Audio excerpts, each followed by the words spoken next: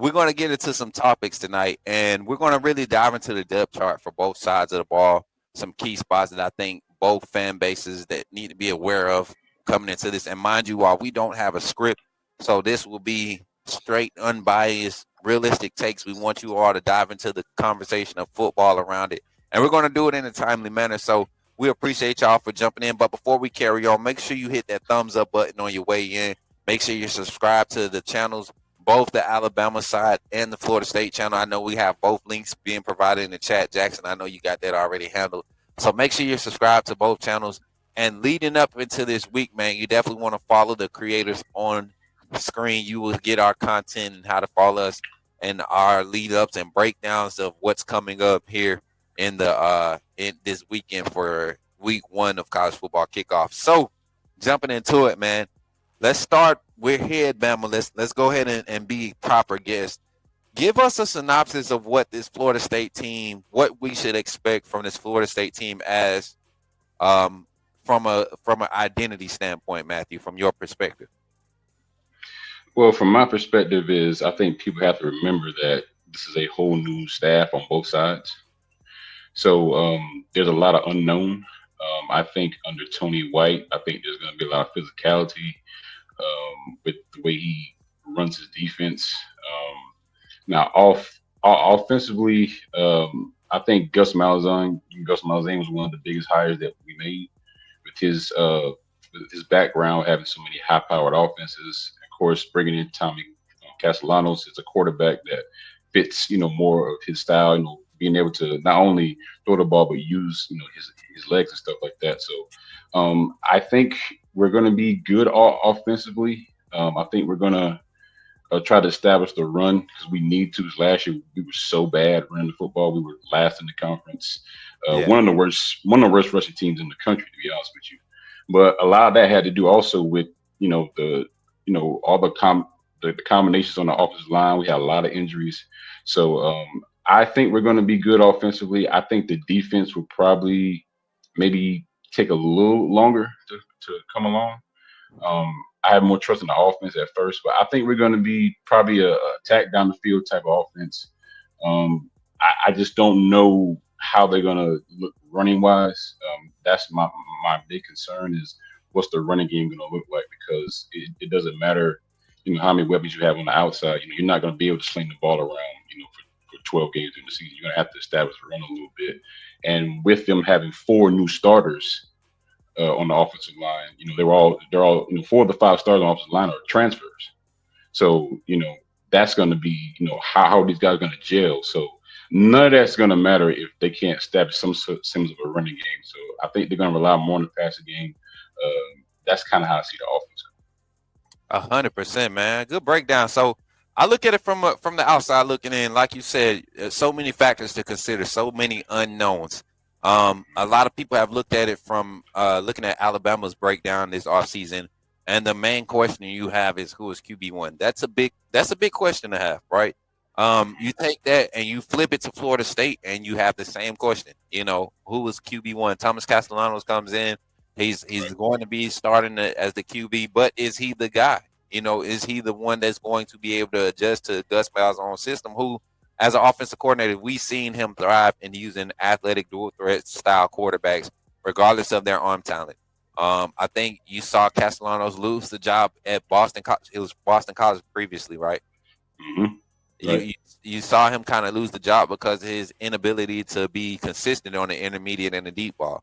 That's something that Yeah. we know Gus Malzahn loves to do. He's a big play perimeter style, whether it's extending the run game to the perimeter, making a lateral, or getting your guys out in quick screen actions. All of those RPO aspects, he's going to want to see that. And for Castellanos to kind of fits his wheelhouse, so I think it's going to be interesting early with what we see as far as identity with Florida State's offense. Now your defense, a lot of names that kind of have got hidden over the years, popping up on that Florida State defense as guys that are presumably starters. One that we're familiar with, Earl Little Jr.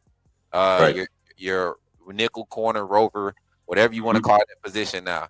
Um, the secondary is going to be up for the task, I believe, early. I think there'll be a lot of one-on-ones that kind of stand out, but I want to see how long it lasts. I think Alabama, with the depth that we have at wide receiver, is going to really test your top six, your top seven defensive backs in their rotation. And we know that the 3-3-5 is heavily reliant on run support from the secondary. From the secondary, how physical will Florida State come out? Because that was an issue for them last week. So we have sort of the same kind of thoughts when it comes to what this team is struggling with. Now, Yeah, let's flip the script. Oh, go ahead. You have something else? yeah, yeah. See, me like when I look at the defense against Alabama's offense, that's where I get really concerned because I don't want it to be a situation where, let me phrase that. I don't want it to be, but it's likely to be. Um, how that defense line goes up against Alabama's offensive line. I don't. They cannot have a game where they just get blown off the ball for 4 quarters because if Alabama gets to establish the run and then we start being honest with that, then you guys are just gonna kill us with the pass. So it really starts up front, man. The 3-3-5 is different. It's a different look, different responsibility. It's not traditional. The idea of the 3-3-5 is to cause chaos. That's Yeah, what Tony White's system is to cause confusion. So it's going to be how can they gel together? Can they get enough confusion where they can disrupt this offense a little bit? Because if you guys establish the run early, you guys are, consistently moving the change. I think it's going to be a long day for us. And there's going to be a situation where our offense is going to have to get in the shootout, and you don't want that to be the situation the first time out. Especially against a team like Alabama. So that's my one concern is how is the defense going to hold up, especially up front. Because if y'all are blowing us off the ball there, I don't think we're gonna have much of a chance. 100%. Jackson, from a fan perspective, when you look at the identity of Alabama, where is the advantage when we come into this matchup against Florida State? Do you see it from a fan perspective, being an Alabama supporter, covering the team in the measures that you do? What do you see being the overall advantage for Alabama when it comes to Alabama's offense versus Florida State's defense? Well, that passing core, that's going to be rocking and rolling. The receiving core, where you're going to be having Ryan Williams, and you're going to be having Jeremy Bernard and Isaiah Horton, and the X factor, Brody Dalton. You're going to see a lot of the X factor himself on Saturday, and Florida State, they're just like getting new staff in there. It's not a good way. It's quite an introduction for them, Yeah, especially for that new staff. They're going against the Crimson Tide. The only way to go for Florida State is up in their case, but Alabama, it's going to be a good day for Saturday. you can sit it right here. So All honestly, I already like predicting the win, huh? I I like like the that. I like matchup. that. I'm gonna say it like this, Matthew, and I've been saying But this I'll all week. make but I'll make sure not to count the chickens for their hatch There because you that's go. always I like the matchup though. I like the matchup overall. When you look at it from a schematic standpoint, Tony White's system is 3-3-5 generally is what you're going to set up to you want to have in your arsenal base package wise when you're talking about defending the vertical passing scheme. Like you look at the vertical concepts that Ryan Grubb and Penix and that group thrive with at Washington. Most teams weren't able to keep up because they didn't have personnel to go 40, 50 plays with 6 DBs on the field, or take your 5 DBs on the field with your true cover linebacker, basically is what you're looking at. And you're looking for a run support in that. And Ryan Grubb will lean on the run. So I think the difference in this game right now, the advantage is up front.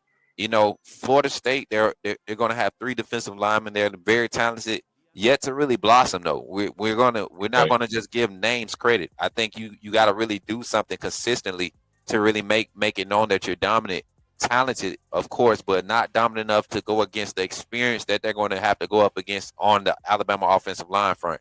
And I think Caden Proctor, Geno Vandermark, Cam Dewberry, the transfer yes. from Texas A&M, Parker Brailsford, the first center to come off the board projected in the 2026 draft.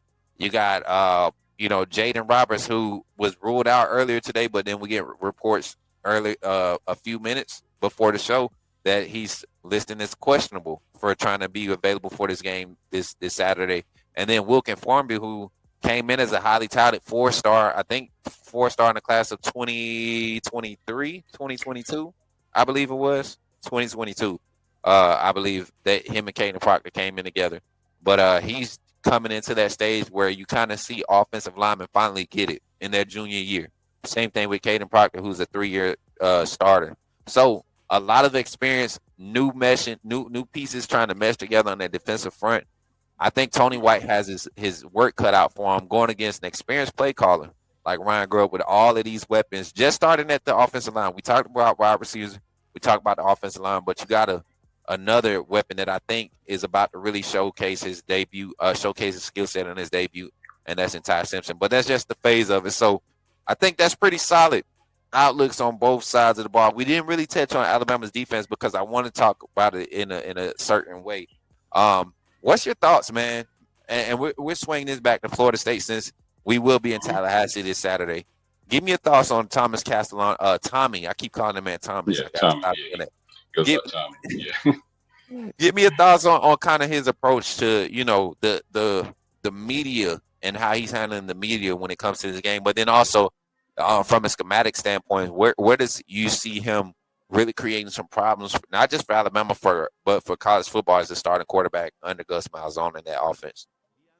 Yeah, man. I mean, as far as the way he's handling the media, I loved it. I mean, when you got a quarterback, you want your quarterback to be confident. He's the one that's going to lead you into battle. You don't want, any, kind of, any kind of, shaking confidence there. So I like the confidence that he has. Um, as far as schematically, I mean, of course, he can use his legs. That's valuable, but he's the type of guy that he's like you said, he's going to have to be more consistent with some of those other areas, like intermediate throws, timing and things like that, because he has arm talent. He has he can do some things, but I just think that they don't need to rely heavily on his legs though. Right. That's the only thing about it, because he has shown the tendency to get injured too. That's one of my fallbacks is when he get injured. But I just think with his ability to run, that'll kind of make teams honest, and that'll give him a chance to kind of attack down the field a little bit, because we have really good weapons on offense. We got Javon Boggs coming in, the freshman, who's probably gonna be in the slot. He has um, a lot of things. Or Squirrel White, Deuce Robinson. Those are going to be your three starters, but we haven't seen them play though. We haven't seen them play here, and also they're coming into a new system. So we're going to have to rely heavily on our passing game. I feel like, especially in this game, because I think this is kind of the wrong game to try to like establish the trenches against Bama in the first week. So I think it's going to be a situation where he's going to have to show us what he can do arm talent wise against Bama, and that kind of scares me a little bit. But I think that's kind of where he is. But I just think if he can get to where he can get these intermediate throws down, get better with his timing, better with his decision making, and not turn the ball over and not lose the game for us, I think we'll be in good shape. 100%. I want to touch on something real quick. You said something that was key, and I think this is what Kane Womack wants to live with when he plays against defenses, opposing offenses this season, and where the offense has to rely on the passing game. The pass rushing talent that Alabama has in the front, that front four, that front five, however you want to look at it based off of alignment, the pass rushing talent and the depth of it is probably some of the best in the country. And this is just going off just the defensive linemen and the edge rushers ratings coming out of high school in their respective classes. You're talking about 9 out of the 11 guys you're going to see in that front three rotation were top 15 guys at their position in their recruiting class. So this is like a talented group that's finally getting into a stage of development. We've seen Kane Womack's systems be as far as defensive efficiency stats. We've seen his defenses at the Power 5 level consistently be in the top 20.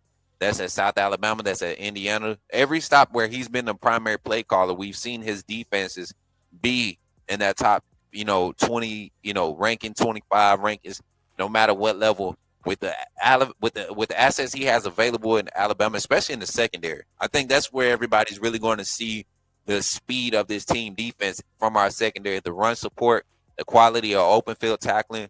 where guys like Squirrel White at Tennessee was very shifty in the open field, get him the ball in open field, get it to him quick, he can do damage. I think you're going to see a difference because of the understanding of that Alabama secondary and what they're kind of keying on. This is a different front. And I think you said something earlier with all of the senior graduate transfers that came in to fill the voids on that offensive line, getting 4 guys from 4 different systems to be on the same page week one. I don't care if you had 30 practices before live game action and it happens. It's going to. I believe Castellanos, his athleticism is going to allow them to get a quick score, maybe early in the first. Maybe the second drive. Their second offensive drive. I could see them getting something going at some point and breaking the play. But the adjustment off of that, I feel like that's where Alabama has the advantage. The defensive line, the experience, and the veteran leadership up front, the linebacker core from the inside linebacker group, Nakai Hill-Green, who led Colorado in tackles and tackles for losses last year for Colorado. He's a part of this inside linebacker core. Deontay Lawson was projected second round draft pick before his injury last season. Came back to kind of prove himself. Justin Jefferson is there. A lot of young talent on the edge. I just think it's a lot for a week one matchup with all of the movement that's happened, especially at that offensive line. So I'm really leaning towards the defensive front to disrupt what Castellanos has to do and struggles with already, and that's being efficient in the passing game.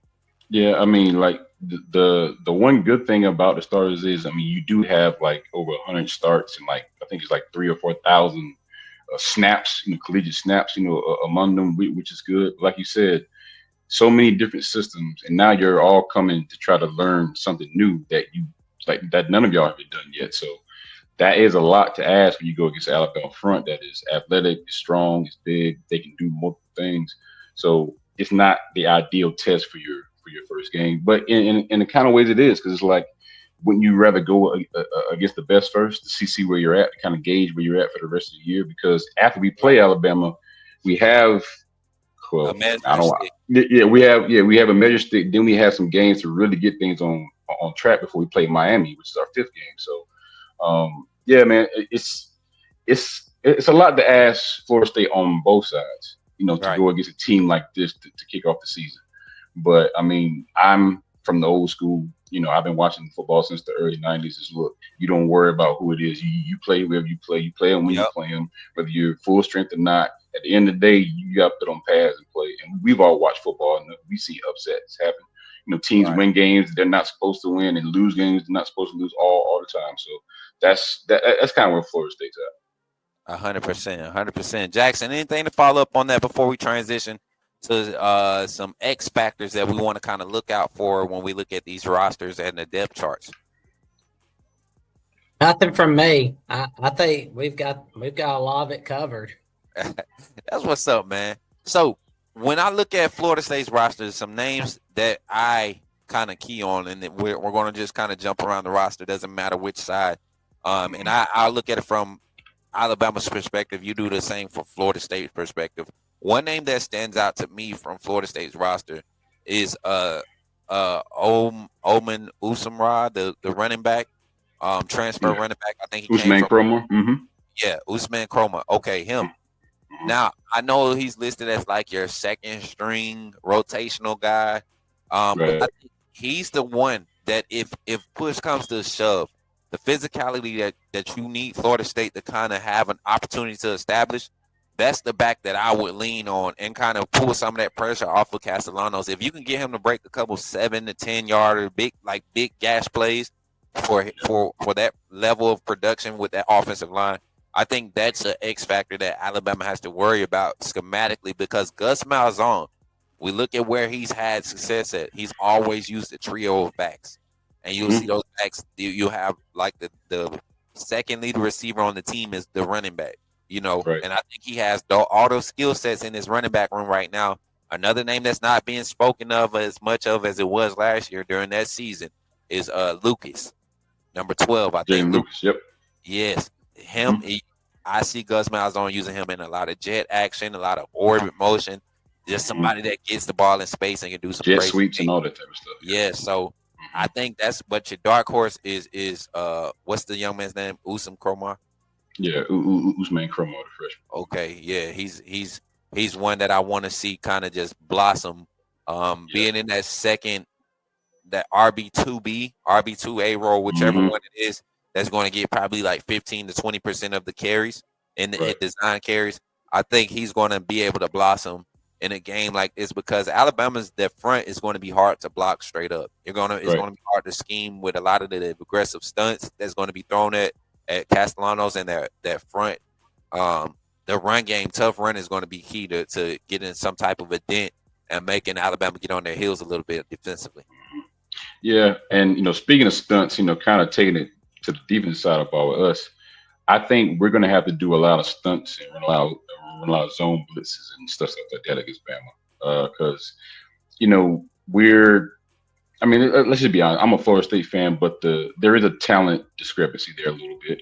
Bama has the talent advantage, so we're straight up, we're not going to be able to do it. We're going to have to pull out a lot of our tools. It's going to be a lot of stunts, a lot of zone blitzes and stuff like that. Because if not, I think Bama's just going to have a field day offensive. Now, as far as X factors, I do agree with those. I think one in this game that could possibly make things life harder for y'all if he does have a big game is Darrell Jackson, our nose tackle. Like if he can be disruptive in the middle of that line, get some pressure on the quarterback, stop the run, force some third and longs. Also with James Williams playing on the edge, our transfer from Nebraska, I think we can do some things. I think he's gonna have to be key. Well, really all year, but 'cause this is a big year for him. Now he's looked at as like the man on the interior of our defensive line. Now that Joshua Farmer's gone, so Darrell Jackson for this game because I think the trenches are so important when we play against y'all. We're really any team, but definitely this game. Darrell Jackson to me, I got a big spotlight on him for this first game. If he can come out and really get busy, I think we can slow y'all down a little bit because if y'all get to a situation where y'all just can constantly run the ball and moving the chains, I mean, not only our offense is not going to get the ball too much, you know what I'm saying? So Right. yeah, he's a big X factor for me. I want to see him play well. I was going to speak on the defensive front. James, with James Williams. the edge, defensive end. I think our goal is going to be to attack him early.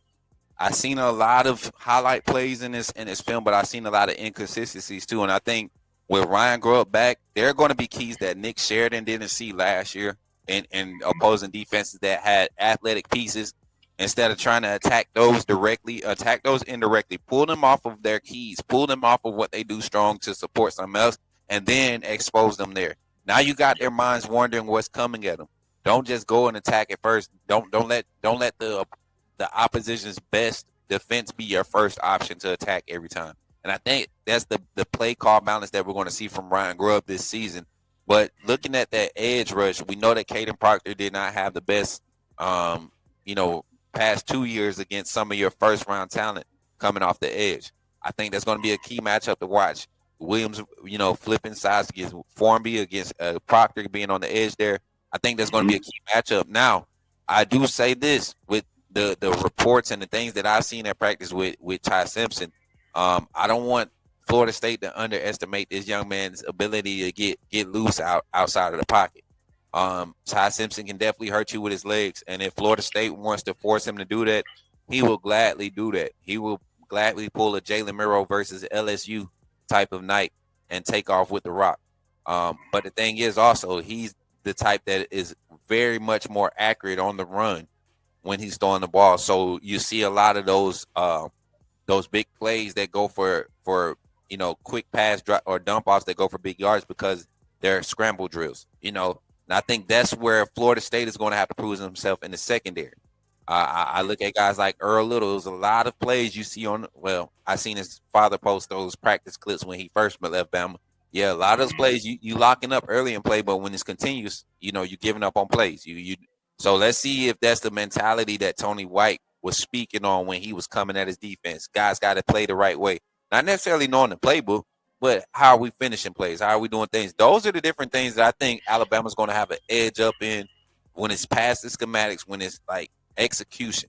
We've seen them go through that wave under Kalen DeBoer. We've seen the coaching adjustments made, at certain times that weren't right. I think this year coming in with the continuity of the staff, the veteran presence on both sides of the ball, you're looking at a tough early game, but I think this is one of those things where the Jimmys and the Joes start to show up in the second half, early in the second half. And that's Yeah. why I think your secondary, the lack of snaps or veteran snaps on that side starts to show up. The lack of depth on your defensive front starts to show up. And it starts to get kind of out of hand from there. But like you said, an early loss, you played Bama tough for 47 minutes, and that last 11 and a half minutes, they beat Bama. You kind of look at that as a good spot. And I'm not counting my eggs. Like I said, I'm not counting my eggs I before know they. what you're saying. But this is one of those games Yeah. where you expect Alabama to be the team that's more prepared and ready to execute a game plan. Whether that game plan is enough to win or not, whatever they set out to do, you expect Alabama to be able to do it because of what they have bringing back. You don't expect that from Florida State. You expect a few hiccups. You expect a few false starts on big plays, or trying to run hurry up under Miles arm. Like, you expect these things to happen, and you can't have those big things happen against a team like Alabama.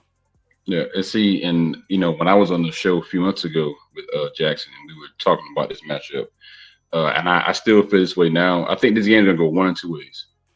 Either Bama's gonna come out and they're gonna be Bama and just steamroll it, and it's gonna be kind of by the first quarter, it's like, yeah, this is gonna be kind of ugly. Yeah, Or I think it's gonna be a situation where it's the first game of the year. There's a lot of unknown. Bama's on the road. We somehow get a turnover on the first drive, the crowd's rocking, and next thing you know, you look up and it's the fourth quarter, and it's 24-20 Bama, and they got the ball, and it's 3rd and 12 on their own side of the field, and the crowd's rocking. So now you got a situation where Bama's going to win big, or it's going to be a situation where it's going to be a tight game all the way to the fourth quarter. More than likely, Bama pulls it out, or maybe Florida State wins on the last second field goal or something like that. I just think that's the only two ways that's probably going to go. I'm hoping the game is close either way, because even if Florida State loses, I want Castellanos in some positions where he's got to make third down throws. Like it's 3rd and 8. The running game's not doing anything. Now you got to drop back and pass. You got to make those timing throws. You got to go through your reads and make the right decisions. I think that's going to help him a lot. I want him to get in those situations quite a bit in this game, because that's going to tell me a lot. When we end up playing the Clemsons and the Miamis and later on down, the end of year floor and stuff like that. I want him to get in some tight situations now. And who better to have that than to do it against Bama in the first game? So that's just the way I've always seen this matchup. We're coming off a better year. It'll be a little bit more confident, but the talent disparity is there. The cohesiveness that y'all have in y'all staff, there's an advantage there. Like I said, we have both new staffs on both sides of the ball, so we're implementing new things on both sides. So it's just a tough matchup. But I mean, for somebody like me, I mean, if you want to be the best, you got to beat the best. Why not? Play against Bama in the first week. So, like I said, I just really hope that he gets in some situations where he has to show that he can throw, because we know he's athletic, we know he can use his legs, and we know he can. He has some arm talent, but certain things he has to be better at. yeah. Precision timing. I'm saying? Ball placement. I'm saying? Stuff like that. He needs to be Layer, better at. layer, So, layer in that vertical as yes. like you Hmm. the way you're going to have to beat Bama in the passing game, you're going to have to beat them over top, because Yes. you have to, especially when you have the way that we hug the box. It's some looks that I've seen from last year's scheme. It'll look like a 3-3-5, and you'll see the two inside linebackers walk inside and bump both the tackle and the nose, bump them over to the outside technique, and you see this stunt. You see inside stunt, and you flash your outside linebacker or your edge, that drop him into the flats, and you've seen that so many times.